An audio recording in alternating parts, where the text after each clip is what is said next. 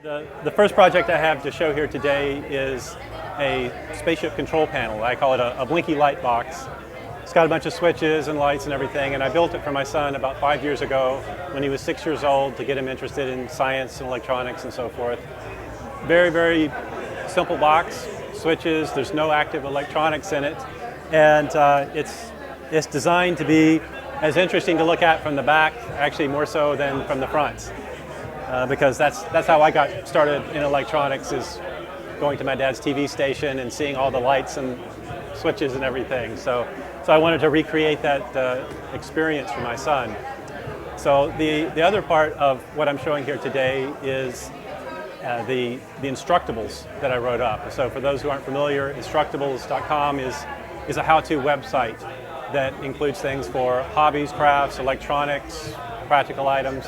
And I have spent a long time learning from all kinds of these websites, and I wanted to share what I had done. I wanted to give back to that community and also just to have the experience, see what's involved in doing it, document what I'd learned.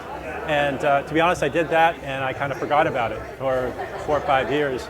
And about 6 months ago, I got contacted through the Instructables website by a dad in Illinois who is building a spaceship for his son in the backyard, and wanted to know if he would sell me one of these boxes.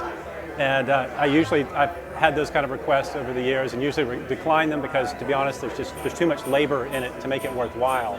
But this was a special case where the dad was building something for his 6-year-old son that had just come out of 3 years of chemotherapy. He's healthy now, and so I said, I'll build you one. And actually, I'm in the process of building 2.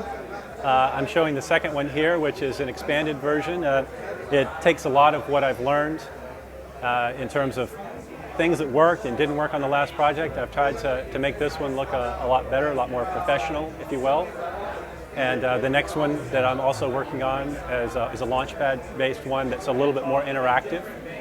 So it will have a game component, not just lights go on and off, but that there's an idea of a space mission behind all of the switches and some audio, which is what the launchpad is enabling.